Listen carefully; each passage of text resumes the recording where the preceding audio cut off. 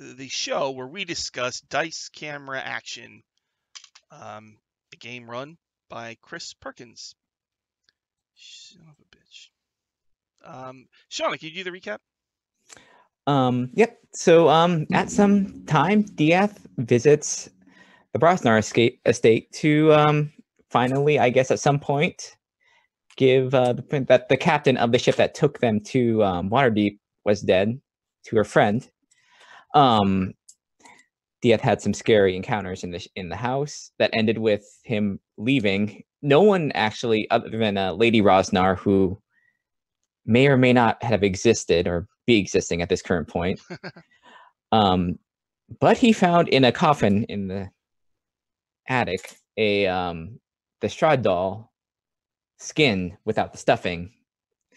And when he a chambermaid comes by and like finally sees him, he talks to her. She shrieks as if he's not supposed to be there, and he just leaves. Weeks later, Diaz finally tells them about this Strahd doll. Who knows when this happened? So at that point, Esfel Rosnar, who was the friend of the captain, comes by. Talks to Diaz about why he stopped by, and then, while discussing some other matters, they are silenced by Drow gunslingers. After they fight, Esfel finally admits that she needs help with a mission involving the opening the Vault of the Dragons that Diaz is also interested in the money for the dwarves. So that's where we leave it for the TwitchCon episode. And the guest star was Vivid Vivka, who I've seen she's on one of the Maze Arcana shows, Sirens of the Realms, and I think she was on the Stream of Many Eyes, and she was like on the stream. She was really awesome, like really like. She's just like so quick, and it was just amazing. And so on this show, she's right again. She's just like boom, right there, more than capable of, just she could choose scenery for 2 hours straight, and it would be not boring. She's just amazing, She's one of to me, it's like she's one of those people who's just like a born entertainer. It's like they come alive when the camera is on, I guess, or maybe she's just always like that. But it's it's funny because I've been thinking a lot about streaming D&D and what people want to see, and like a home game. Do people want to watch a straight home game, or do they want to watch? Critical Role is a home game, but it's actors, and so they bring a lot of the entertainment elements to it.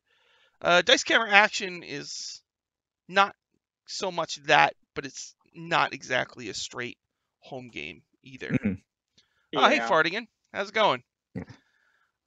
So Vivid Vivka plays Esfel Rosnar. Now, okay, here's the first question I have is Captain Ordame. Well, I don't remember. What was the whole deal with Captain Ordame from Tomb of Annihilation? She died? She died. Yeah. When the shipwreck. Storm Giants, she fell off and just disappeared. And then the other guy took over, the drunk, and was like, "Oh, I'm scared. I don't want to tell Lady Rajnar when we get to Waterdeep that her friend died. So you take care of it, Diaz." Oh. At some point. When do you think that encounter happened? I think that Chris meant for it to be like right after they got to Waterdeep. Yeah. Which I don't know how I feel about that. So Diaz just has this vampire skin with him the entire time. I don't know. I don't really like how it played out in this episode. It was weird. Like Chris telling Jared, like him finding it and then telling Jared You've kept it a secret for weeks. Yeah, that felt seemed like really weird to me. It seemed weird, but it was a good burn. It was a good burn. I mean, I think it fit like dramatically to have it all scrunched into one episode like that. I don't know. It was weird. It was really weird to me. It might have been sometime. I'm thinking maybe it was sometimes after the Acquisitions Inc. thing. Maybe I guess that would have to be. It's possible. Yeah. It was like Chris gave him a flashback, and then told him his character couldn't tell anybody, which is it's very weird. Yeah. I was kind of wondering if he's setting up for TwitchCon, right? Mm-hmm. So he's thinking, and like when he was preparing this, he's like, he had to do this to set up whatever's happening at TwitchCon. Mm-hmm. That is possible. But it's weird to, like, I mean, because Diaz keeping that secret, is that something that Diaz would do? And it was weird to take away the chance of him to tell them that. I think Diaz hides Diaz specific things from the group. Yeah. And I don't know, because Jared played it well, like the reason Diaz would keep it secret. Mm-hmm. But I'm wondering if that scene had happened in an earlier episode, if it wouldn't have played out differently, you know? And not giving Jared the chance to do that, it feels like a missed opportunity to me. I don't know. Yeah, it was strange. It like really stuck out, you know. Yeah. I mean, not in a, the players all like know I said, the deal, but dramatically it was good for. And I think that goes into the thing you were mentioning earlier, Sean, like the difference between a home game versus like a streamed show, you know. Mm-hmm. Yeah. Because home games you can retcon things a lot easier than you can in a game where there's a wiki that exists. True. True. This is true. Like everything is. Yeah, because inconsistencies also, like, because characters act out of character, and it's just like that's. I mean, you're in a home game. It's like if you're feeling like I wanna be like mischievous in a way, you can be that way, and it's a lot of character, but everyone sweats it. If on a game like this, it's just like, is there something up with Diaz, or is there something up with when someone acts slightly differently? Yeah. It's funny in some of the home games I've been in, people don't really remember the stuff that happened, especially if nobody writes summaries. So the DM could slip in, no one would even know. Yeah. No one even know. Like you ran into this guy 6 sessions ago, and everybody, yeah. I don't know. Yeah. But there is something that they do that's home game that's consistent with home games. It's like no one ever remembers how much gold or exactly what's in their items. Yep. I never remember how much gold I have. I was just thinking that today in Secrets of Castle Greyhawk. I have no idea how much gold I have. Yeah, like character sheets, like there's like I write 50 gold like up in the top corner, and then like 20 gold over here, and it's like, did I spend that? I don't know, Yeah. Like, then you can't read what you wrote. This is why I always pick noble as a background. It's like it doesn't matter for me. So let's see. Yeah. Diaz went to Lady Rajnar's home. Mm-hmm. The servants at this place were very strange. Mm-hmm. There was a tall butler or something who didn't care about his job, and there was a chambermaid who scared very easily. Yeah. And it was like, what is going on in that place? That whole place, like the way Chris used it, was like right out of a Victorian Gothic horror novel. The way he described it and everything. Like the old Lady Rajnar, who might have been a ghost or whatever. Like all of that reminded me of the book Great Expectations, which like just an old lady in a house with like cobwebs and way past her prime. Yeah. Scary. Fartigan says it's Addams Family-ish. It was kind of. It was. That's true. I don't get this. Why was there a room full of bat poop? I guess the bats live there now. I mean, so it had the coffin and the Strahd doll too. So if like Strahd is free and just like living up there, maybe the bats came to see him or something, you know? Okay. So how did these people get the Strahd doll?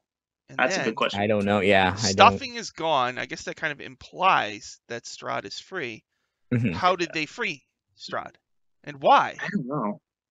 Who had it last? Oh, the Shadowkai had it last. Yeah.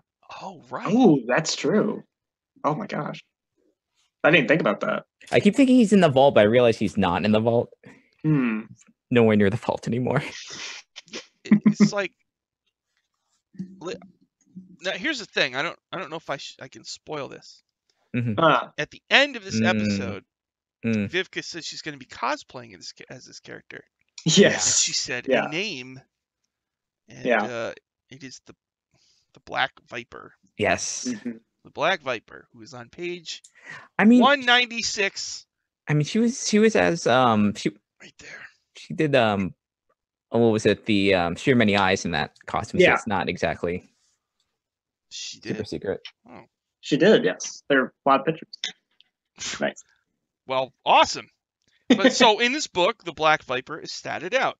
The Black Viper has like 5 paragraphs of backstory, right? Oh yeah. And it's like, oh, okay, I get it, sort of, right? But what? Okay, so her parents, her dad is dead. Yeah. Right? And her mom might be a ghost. Or also dead. Maybe that's how he linked. Okay, maybe Lady Rajnar is somehow linked to the Shadowfell through her parents. Maybe that's the deal. So, like, maybe they're undead who can somehow cross over to the Shadowfell. And possible. I mean, I'm not sure what creatures can do that. Maybe there's just a Shadowfell crossing in their house, or it would explain why it's so creepy. Yeah, maybe the dad is in the Shadowfell, something like that. He's like a warlock or something. Wait, wasn't the way that they got to the Shadowfell the first time was through a coffin, right? It was Chigakure's, right? Yeah, grave or a grave. Really? That's a good point. Through a coffin? Or it was a grave. Like went through his crypt, right? It was like Yeah, a crypt. his crypt. Yeah. Yeah, Chigakare, right? Yeah. So maybe these people have a crypt that allows them to pass through as well. Maybe And they somehow now the family, like, I know I can say this much about the Rajnar family. I think he mentioned it on the show. They were once a prominent merchant family, but they got into slavery and smuggling, and they got busted for it. So the family reputation went to crap, and now they're trying to rebuild it. So I'm not sure exactly in the basement. Yeah, I'm not sure how you go from slavery and smuggling to Shadowfell. Maybe they've cut some kind of deal with somebody in the Shadowfell. You to get sell desperate stuff. sometimes. That's what I was thinking. Deals you're not supposed to make. Yeah, it might be like some sort of deal to rebuild their reputation. That was my first thought when the Strahd doll showed up. I mean, like when they were in the Shadowfell, they met the Shadowkai. They met Ezek, who was transporting the. If these people somehow made a deal with Lady Wachter, then they would know. But I mean, how was that connection made? That's what I don't get. Is how Vistani stuff. Yeah, it would have to be through. Yeah. Vistani. Yeah, I don't know. But so I guess that remains to be seen. It's hard to say. And then why would they free Strahd? Right? Good question. Why would they free him? What do they have to gain from that? Maybe when he was free, he killed the dad. But possible. But Esvel didn't act bummed out about that or anything. It's true. I do think that it probably happened a while ago, which adds a lot more complications to it. Yeah. But I'm not sure. And then, okay, so Strahd is in Waterdeep, right? He's out of Barovia. So his whole thing was, I'm looking for Tatiana or / Irina. But like now what? Now what is he doing? That's a question I asked a lot too. Yeah, I'm maybe thinking maybe he's not in. Maybe he's still in the Shadowfell, and this is just like some information that's come through. Because maybe we would definitely know if Strahd was in Waterdeep. Maybe, hopefully. I always guess wrong, but my immediate guess is that he's bringing Strahd back because it's Halloween and they have a special show. Well, right? I mean, yeah.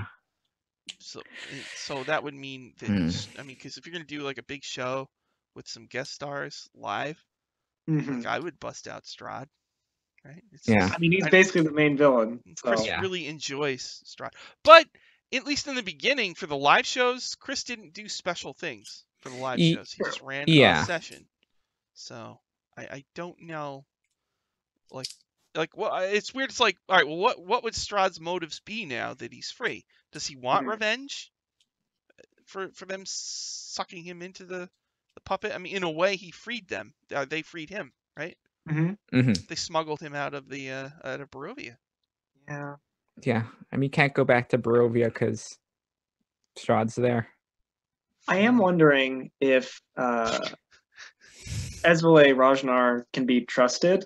Like, if she's working with Strahd, like maybe Strahd wants the gold from the Vault of Dragons to build a new thing. You're right.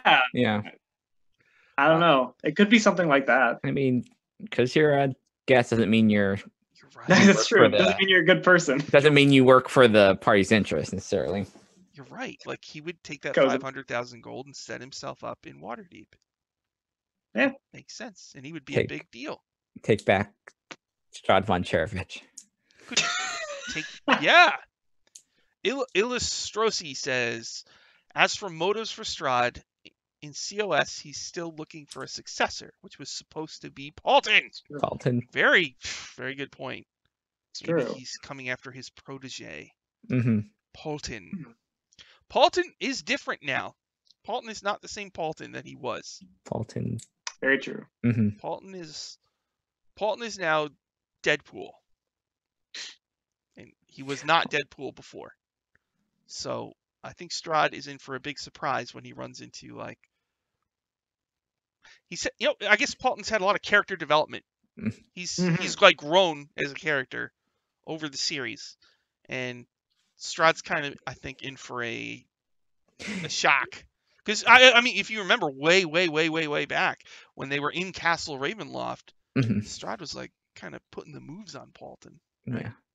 Yeah, it's different because like especially after the ring, the issue with like the ring, because he's a little more like gun shy about like dealing with darker powers.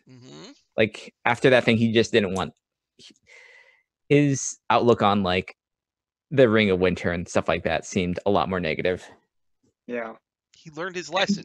Yeah, the whole idea of like becoming a Dark Lord too, like it lost its shine after he almost killed his friends to do it. Yeah. So he would not want to be. I mean, because he would turn into the next Escher, basically, right? He would that's not a great. Strahd tends to like he'll have a consort or whatever, and then gets bored with them over time, and he would get bored with Paulton, I assume.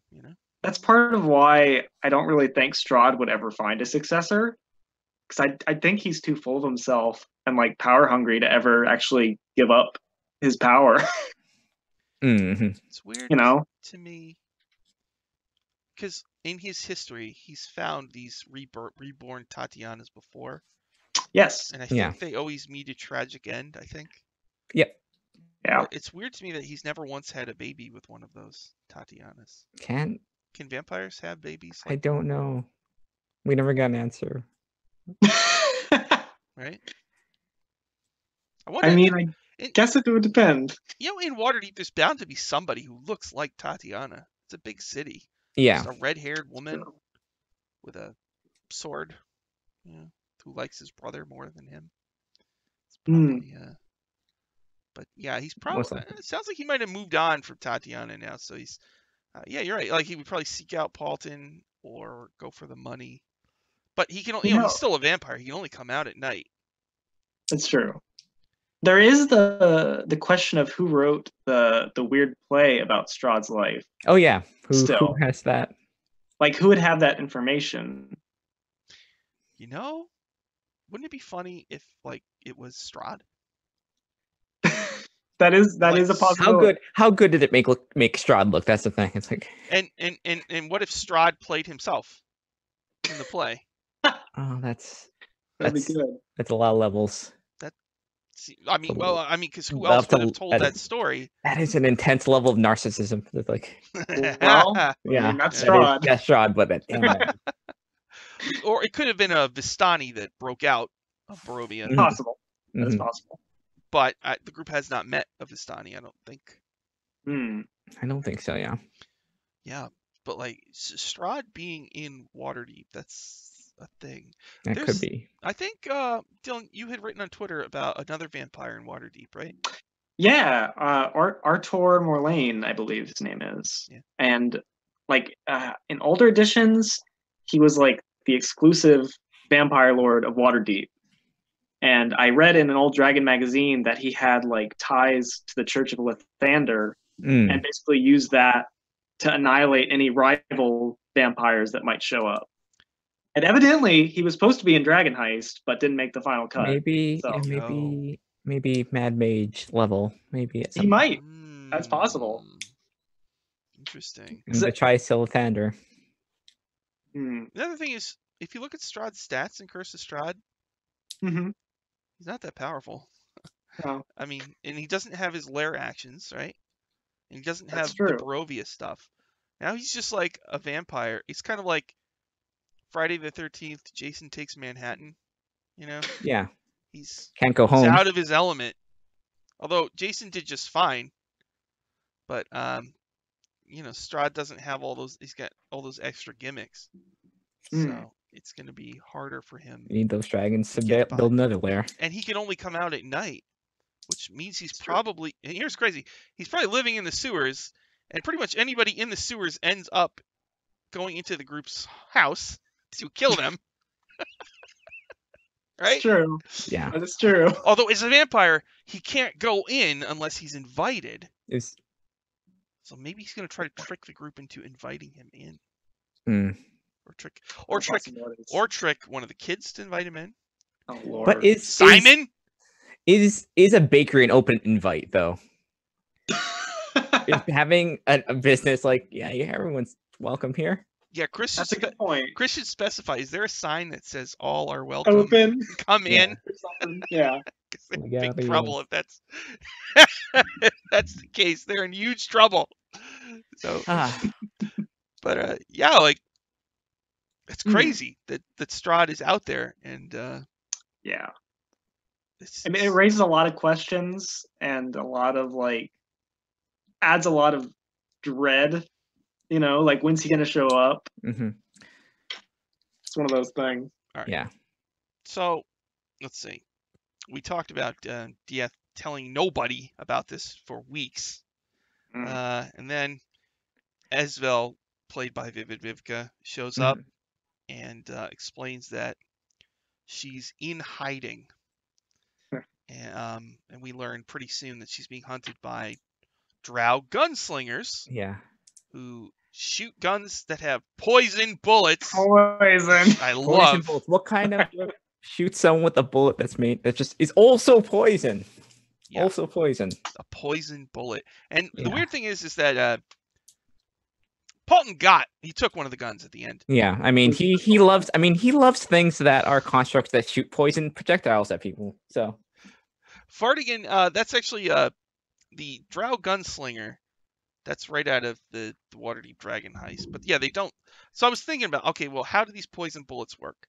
Like, because if Paulton has this gun, he's got these poison bullets. Do you have to dip the bullets in poison? And then carefully load your gun? That's a good question. It's a good question. I guess at some point does the gun have like a poison reserve and it squirts it on it right before it shoots? Just like drenches it and just shoots. Yeah. It could even be something like the bullets are made of hardened poison balls or something. Yeah. And firing it off melts it. So it it could be something like that. That's better. I'm certainly glad that Paulton made that Arcana check to not shoot himself. Yeah, really. Yep. So from almost right from the very beginning, Esvel was flirting with Diath. Yeah, I mean, I think maybe Diath needs to tell Strix this is not the first time she's gotten like jealous without realizing why she's jealous. With like an NPC or a guest character, it's like it happens. Like she's gonna light someone on fire. So I went on the Dice Camera Actions subreddit. To my surprise, there were a number of comments about this, and people said Esvel and Diath clicked so much. And one user, Cold Lightning 9, said Strix and Diath are not romantically compatible, and that Diath and Esvel were a much better match, and they clicked instantly. What do you think?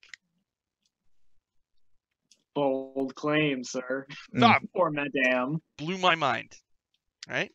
What do you think? True or false? I mean, just from Strix's being around for so long, it makes it difficult to say, oh yeah, one episode, OTP, you know. And I mean, Strix is very, like, she doesn't understand romance so much. So, you know, it makes it non-traditional in a lot of ways, you know. Somebody described it as platonic. I can see it, but I mean, I think they definitely have more feelings than just platonic. Yeah, I think there's definitely like neither of them is particularly good. I think at expressing feeling. So they're just kind of like in circles without like telling this other person. And I think, yeah, Strix, I think last time she just gets very confused by it. Like, well, I tell you what, I gave this a little bit of thought, and I agree with Cold Lightning 9. I think Diath and Strix are more like brother and sister than they are, you know, a romantic. I mean, it's a fair analysis of it. And what the fun thing about it is, the more that Esvel like flirts with Diath, the more that Strix kind of comes forward, and it provokes a reaction and makes her think more about what is going on here. With Esvel this session during that. Yeah, she Misty stepped right behind her at one point, and then Esvel could smell her stench was, I believe, the exact quote. I think also the fact that like she vaguely got like fire hands for a tiny bit because of it. Yeah. But I thought that was kind of awesome. I was like, oh, we're getting into some stuff here, you know. It's a little bit like Evelyn getting flirted to by all the people, you know. Yeah. Just like kind of pushing the other person. Hey, look, they're trying to steal your love interest. Yeah, Mayloon. Yeah, and Paulton got really, you know, he really reacted to that. So it's very, I really get a kick out of it. Yeah, Fartigan, it's like you don't know what you have until you lose it or start losing it. Yeah. But, you know, in the case of Diath and Strix, it's like, I don't know, this, I hope Esvel sticks around, and I hope she keeps, you know, provoking that reaction, because Strix was like, would she get violent over that? It seemed like she might. Maybe. Right? Maybe. Or feed her a poison like brownie or something, you know? Yeah. You know what I mean? I do find it interesting for Diath to have like another rogue type for him to like bounce off of. That's really interesting to me. You know? Yeah, because during the fight, those two were down in the basement. I think it was 3 Drow gunslingers.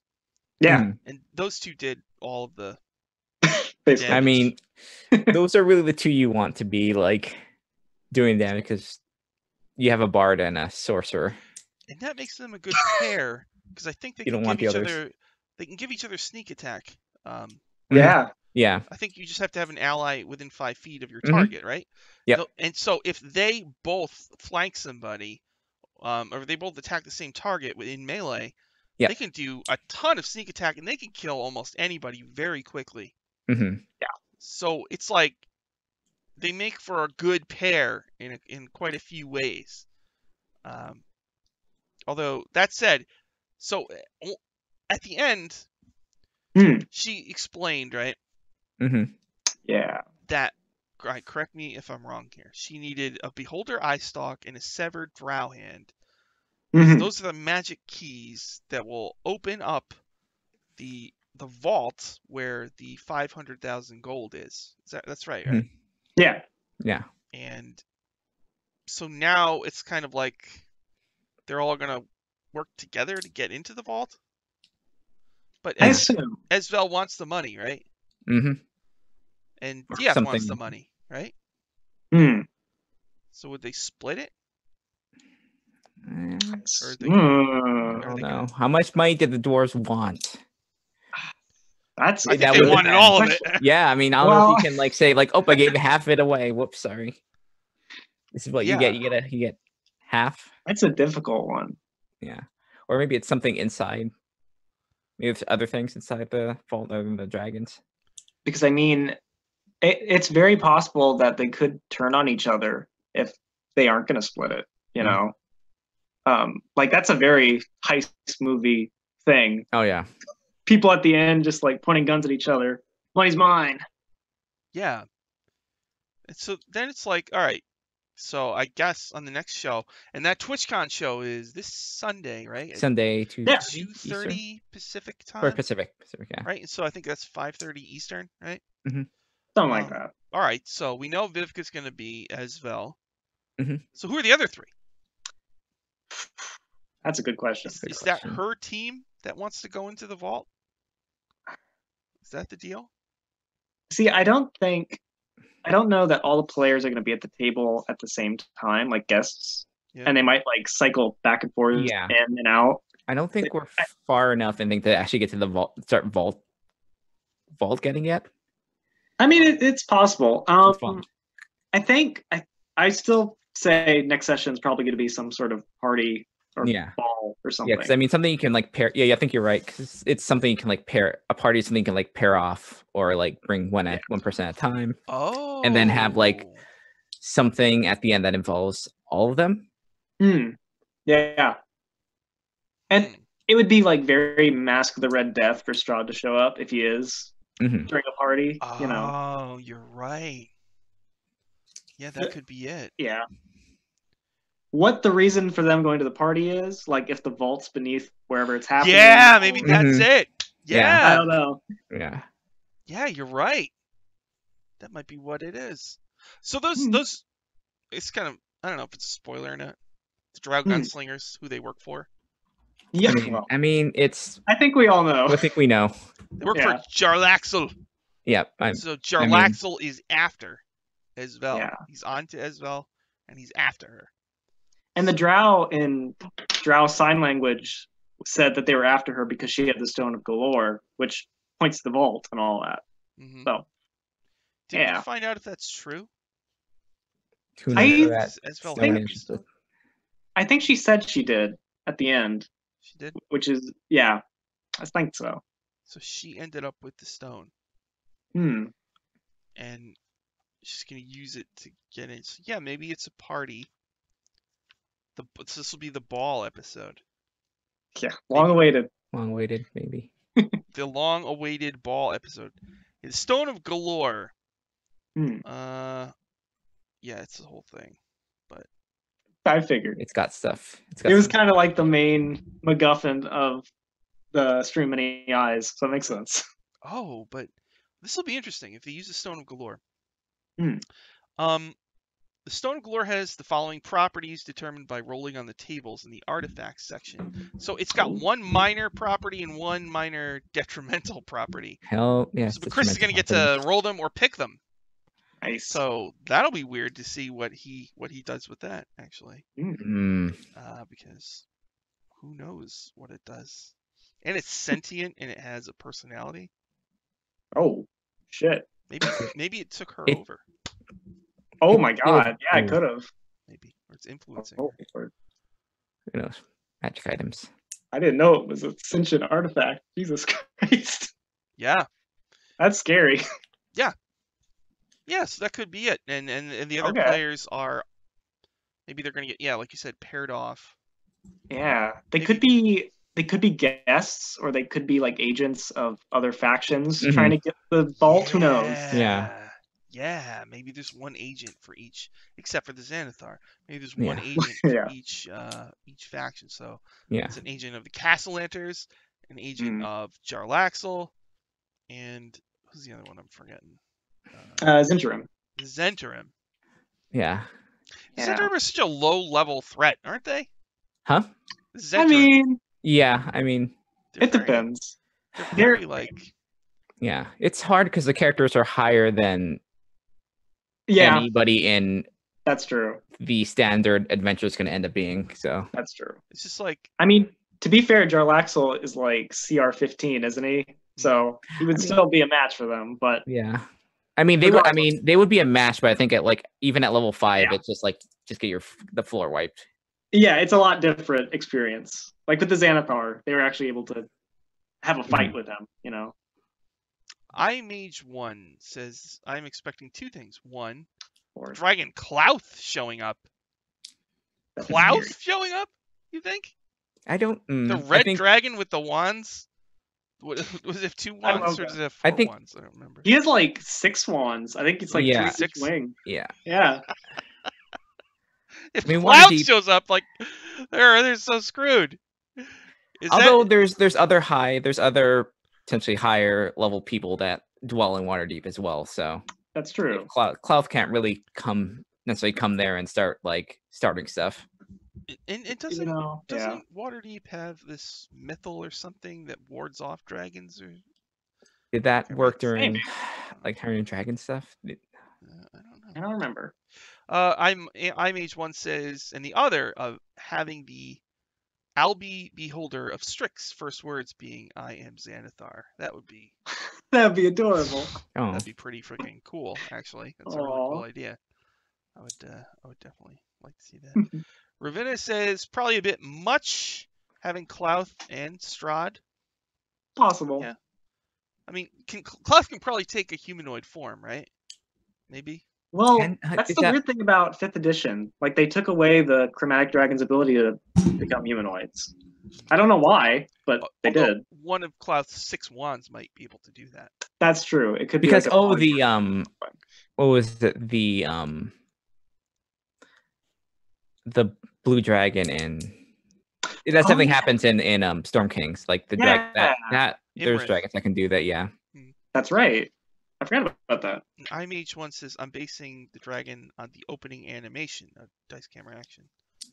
Oh, that is a gold dragon. That's it. Oh, is it really? Oh. Yeah. It has the little thingy majigs. Yeah, little mustache. Little faces, yeah. I can show you a picture of that dragon, actually. Yeah. Oh. Oh, is that? In the adventure. Oh, is that the dragon? I don't want to spoil anything, but there are dragons. Oh, no. There are actual dragons. Okay. Okay. In this adventure. So, yeah. I mean, it'd be kind of disappointing if it was called Dragon Heist and it was just referring to the money. Honestly, it'd be a little disappointing. It's one of my favorite pieces of art in the whole book, actually. Oh, hey, look. Hey, buddy. Oh, wow. A 2-page spread. That's cool. Wow. Yeah. I like it. Oh, he's sitting on a... Oh, no. The 2-page spread. Fardigan says he could polymorph himself. True. Good, probably. Yeah. Maybe Klauth will take human form and... Maybe Klauth will take human form and woo Paulton, given he seems more interested in Diath than Evelyn. To me, that's jokes. He's not, Klauth is so old. Paulton didn't get jealous. Well, Paulton didn't get jealous when people flirt with Diath. Right? That's true. Yeah. Strix gets jealous. Strix is real jealous. But the only thing Paulton does is like he did the disapproving dad.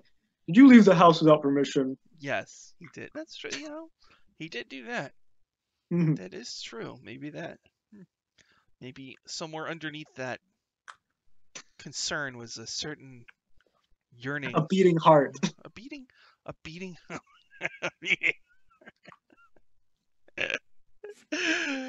Paulton has no end of wooing choices. It's true. Everybody loves Paulton. He's a high charisma. I think Anna pointed out at least one time that Chris likes running characters who flirt with Paulton. So he's kind of got his pick of. But Paulton's too drunk to. Paulton's like a severe alcoholic, right? Yeah. Yeah. Now he's a. Would he have withdrawals? Now he has a gun. Do you think Chris would, if Paulton couldn't drink for a few days, would Chris run that like you're having withdrawals, or maybe is that too serious? I mean, it depends on the story you want to do, and if your players are all right with it. I guess it's one of those things. Like if you use like fantasy drugs.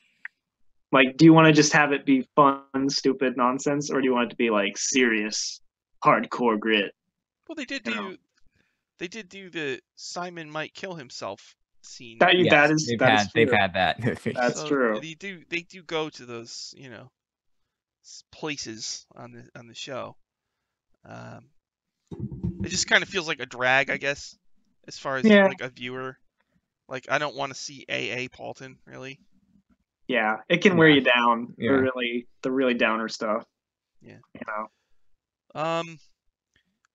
Let's see. Imagor. They really need to ward that basement gate, and Joaquin the dog says they just need to ward the entire house at this point.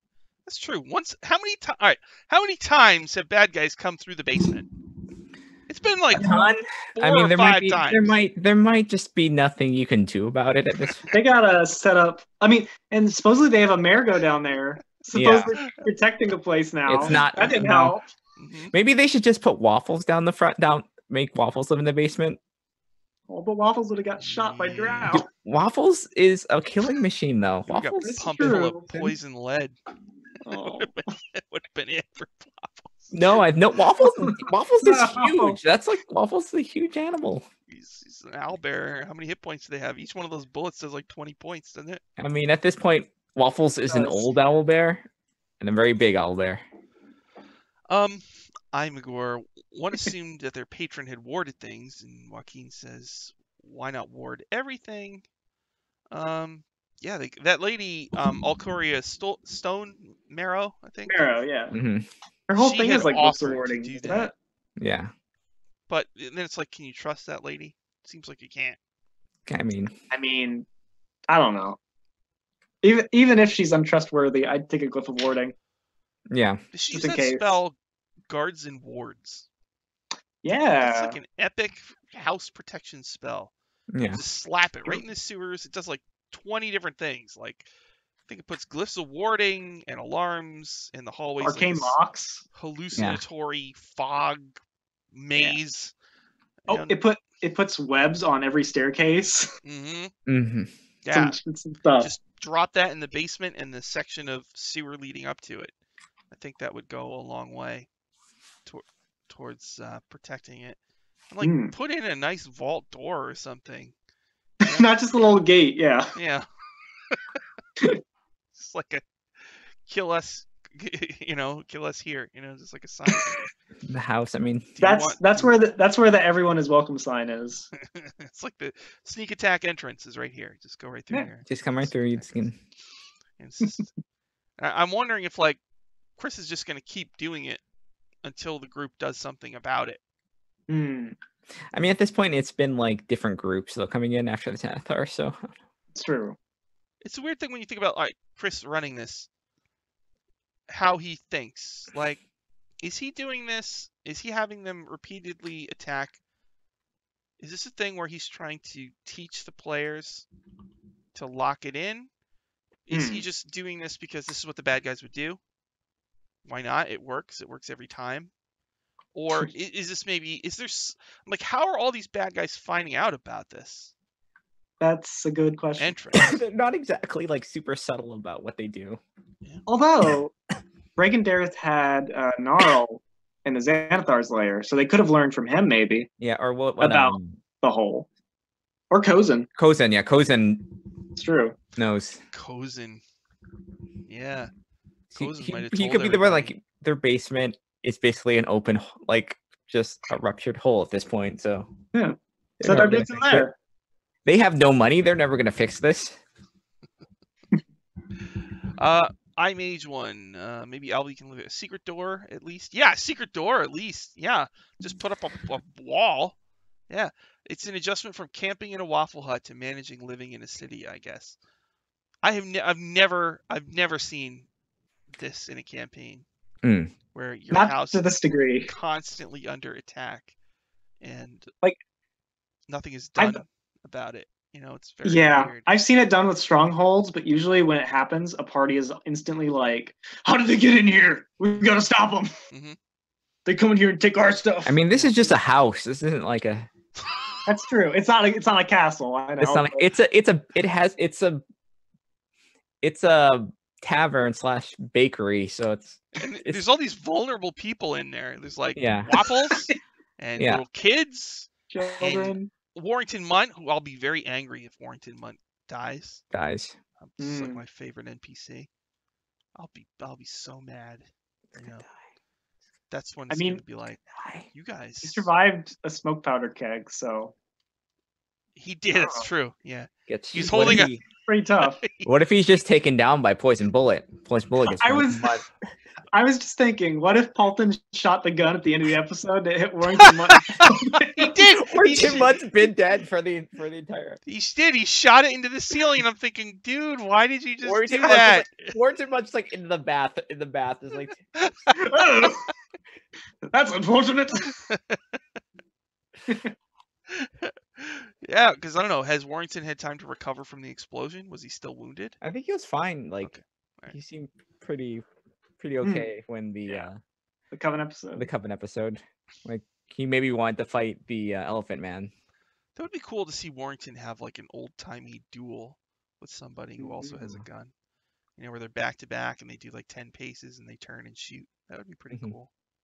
But in D&D, you're not going to die from that, I don't think. Unless you just stand there and keep shooting at each other until somebody dies. Yeah, that's true. We're both 12th level. Come on, die. Yeah, they'll just be standing there like 20 feet away from each other shooting. I mean, it's also one of the ones that require like reloading. So it's like.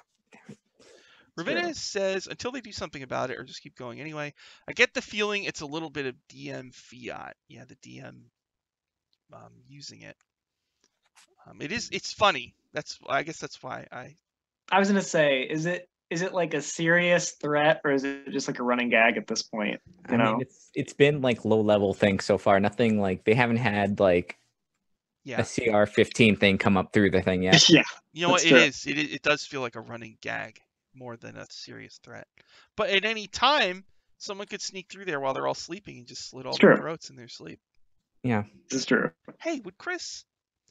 When I played D&D, we had this rule, a house rule, when we were in high school. If you're asleep and somebody slits your throat, you're just dead. There's no anything. There's no roll. You don't roll for damage. They slit your throat and you die. How would Chris handle that? Would he do it by the book? Would he have to? Here's the thing. I don't know if you've ever had this happen in a game. Have you ever had someone roll to hit someone who's asleep and they miss? Yes. No. You know, isn't that kind of weird? How does that work? The person, like, turns in their sleep. That's I was picturing like a cartoon where like somebody's over the person sleeping and they like roll as they hit down. You know. I guess so. You know. But I mean, if they're you just creep up, you grab, and you just blood everywhere, and that's it. You know. I think Chris would do piles of damage, but he wouldn't do instant death. I think it'd just be like a surprise, like damage surprise, like, hey, you've been attacked in the middle of the night. It'd probably be like a surprise round and advantage and all that. Crit damage, maybe. Yeah, that's possible. Yeah, some sort of like large amount. He's done just sudden large amounts of damage in a surprise attack to people before. I mage one. Chris totally wants them to come up with spells without verbal components now. Wait, was this the first time they've had silence, or was this? I think so. Like, Chris did a really good job of demonstrating how insanely powerful silence can because be.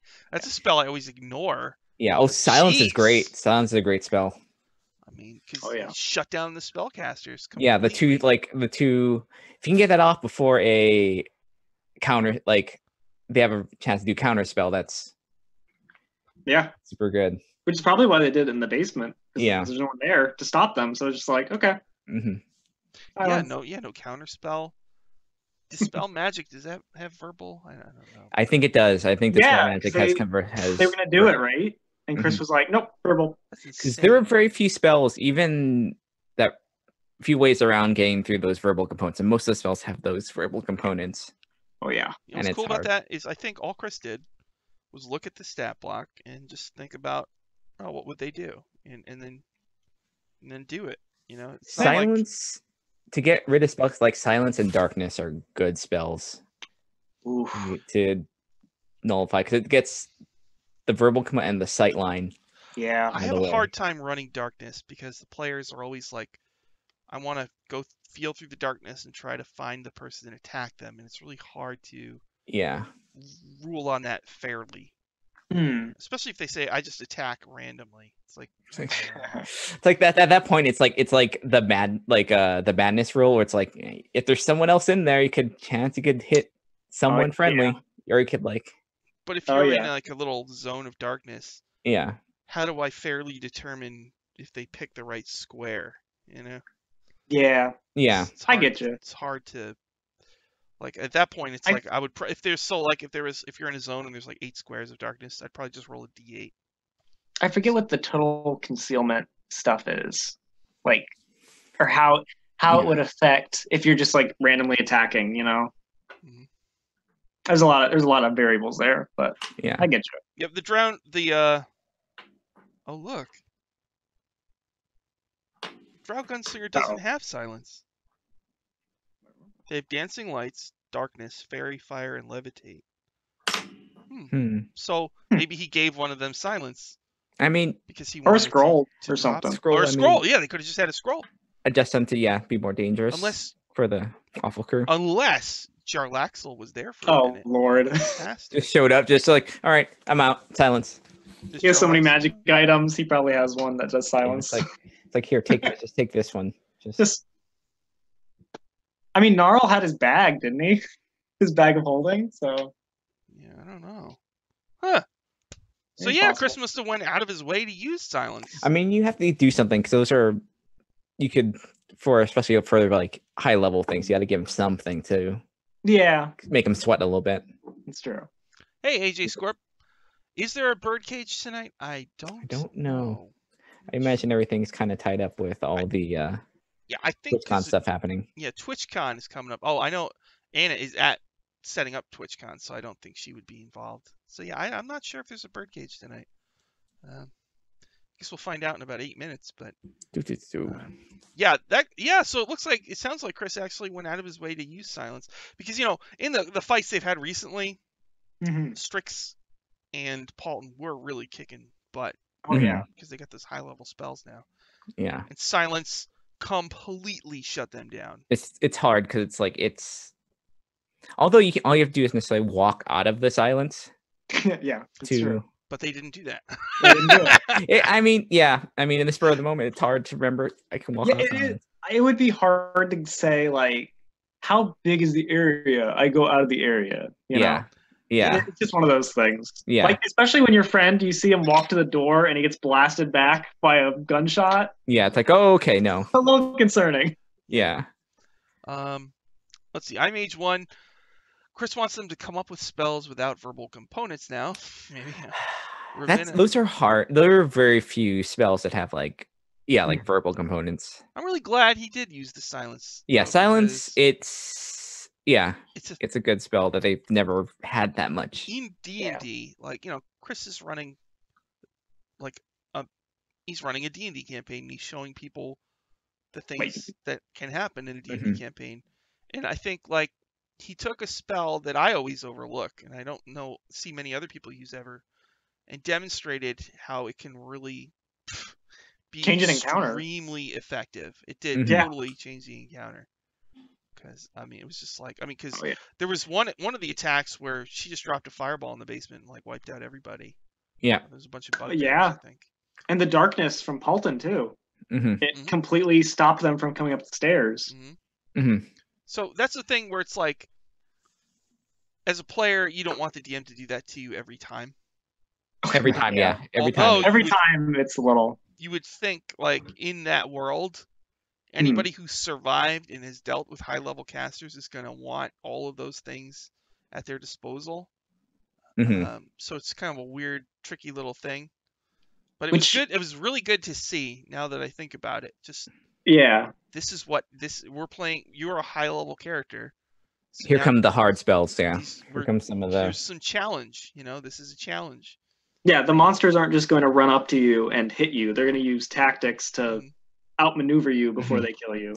I mean, it's a good thing that they kind of went through that whole thing with the ring, because now that they realize now that they have like counterspell as an option, that's been a good option for them. That's been a good thing for them to go through.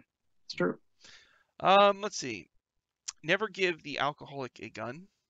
That is very true. Paulton has a gun and he drinks a lot. Paulton actually used the sun sword this episode. He did. He did. He used the sun sword. Rarest of moments on the show. Was the last time versus the Hydra in the Yonti Temple? I think so. That's the last time I remember. Yeah, that's the last time. He hasn't necessarily had to use it that often. Yeah, his spells now are much more powerful. Yeah, Bard's spells. Earlier on, if I was backseat playing, I'd be like, use your sun sword, Yeah. You got a sun sword. It's like the sun sword from Curse of Strahd. I think it's the first ever like flaming sword supposedly that ever existed. Is that one? It's like I'd be turning it on and off constantly. But as a bard, someone that plays a bard, I wouldn't like, no. That requires me going too close to people. It's weird because the sun sword was like, oh, this obviously should be in Evelyn's hands. But it is not. It is not in Evelyn's hands. It's very strange. Oh, yeah. Fartigan. I can't remember. My memory is bad, but there was some strange lady that showed up and said she was the previous owner of the Waffle House. Yes, that's Alcoria Stone Marrow. And she's actually in the Dragon Heist book, and there's like a little blurb about her, and she owned it. Now she goes around putting wards on their people's houses, and apparently the person who owned the house before her was a hag. Yeah. Which might have been the hag that showed up an episode or two ago, the tall lady. Yeah. Who wanted to be part of the Chickenfoot Coven. There used to be a 2E spell called Vocalize, which removed the need for verbal components. Not sure if there's a similar spell in 5E. I don't know. They've been pretty... those older editions, there's so many spells. Well, yeah. So many, like, the spell stuff is... It would end up causing a whole lot of problems. Yeah. So and in, like, older editions, you could, like, reverse spells, too. Yeah. Like, if you had Bestow Curse, you could also cast Remove Curse and stuff like that, Which I think is pretty cool, but it gets complicated. Jarlax. Oh, did the chair... That's Ravenna. Did Strahd von Cherevich kill somebody? Or just beat them up? I think it just beat him up. I think it beat him up, I think. So it's embarrassing for a... I mean, that's a big chair. I mean, that's not a... That is a fair point. That is a well-trained... I mean, that is a well-battle... They chair battle with that thing. That thing is good use of fighting at this point. So, next... this Sunday, they're going to play again. So we'll see more of Esvel and Diath. Yeah. And maybe she'll steal Diath from Strix. For good. Or light a fire under Strix's butt. Something. Just hopefully not get lit on fire by Strix. Yeah. I think the last time I think she saw like Diath, like, or something that somebody looked like Diath, like, kiss someone else, they got immolated. Yeah. So, and that'll be with special guests for that show on Sunday. Felicia Day, who's Felicia Day. Xavier Woods, he's a WWE wrestler guy. Vivid Vivka, and Malik Forte, who is an esports guy. So that is going to be this Sunday. The one other thing I wanted to mention real quick was they just released the Strix comic book. It's called Sam Hain. Yes. If you look on Kayla Klein's Twitter, or I think if you just Google Sam Hain Lulu, it's on lulu.com. You'll be able to find it. You can buy it in PDF or the physical copy. The physical copy is $15. The PDF is $10. So I got it. It's 16 pages. It's like watercolor. Kayla's art is like kind of like Tony DiTerlizzi a little bit. And it's yeah, a really little bit. cool. So it's basically there's no dialogue. It's Strix in Barovia during those 50 years where she was alone. And then there's a one-page story by TK, and it was really cool actually. And I think if you're a Dice Camera Action fan or a Holly fan, you're gonna want to. You're not. Are you really a fan if you don't have this comic? I ask you. And also, if you do get it, go on Kayla's Twitter and she has an email address, and you can send that, and she might send you a page of original art, which would be freaking awesome. So definitely check that out if you're interested. I think it was awesome. I thought it was worth it. It was really cool. Yeah, we're gonna wrap it up. I'm not sure if no birdcage today. Yeah, no. All right. Looks like no birdcage today. Sorry everybody, but we'll be back. We might do a special show to cover the Sunday show. I don't know. We'll have to talk about it. And we'll be back next Thursday right here on Power Score RPG and on the D&D channel. You guys got any plugs you want to drop real quick? Sean, you got any plugs? Just Hell's Rebels on this channel, on this Power Score RPG Saturdays at 6:30. That's it. All right. Dylan, do you have any plugs? Also on Power Score RPG on Saturday at 3 p.m. Eastern Time, we're doing Waterdeep Dragon Heist, where we're going to open our business. And there's probably going to be emotional turmoil, just like these Dice Camera Action. So come watch. Please keep that place safe. I'll try. Also, don't forget, I make the Dice Camera Action wiki on Gamepedia. You just search Dice Camera Action, Gamepedia, you'll find the wiki. It's totally up to date. It's got the new episodes in there. I've got a page for Vivka, and I've got a page for Esvel, all sorts of stuff. And I'll probably put up a little page for the Sam Hain comic. So you might want to check that out. Nice. And yeah, Saturday I got some games. Sunday I'm not sure what I'm doing yet, and I'll be playing some Neverwinter MMO. If you have any interest in the Neverwinter MMO, check it out right now, because it's got this event called the Masquerade of Liars, a special event where Neverwinter has there's a whole thing going on, and there's all these illusionists walking around. There's one disguised, I guess it's a Drider, but it looks just like Lolth. So like there's Lolth is walking around in the city, and like Fire Giant, Frost Giant, like a gelatinous cube, all these weird crazy monsters. And you can go trick-or-treating, you can loot pumpkins, you can get all this cool stuff.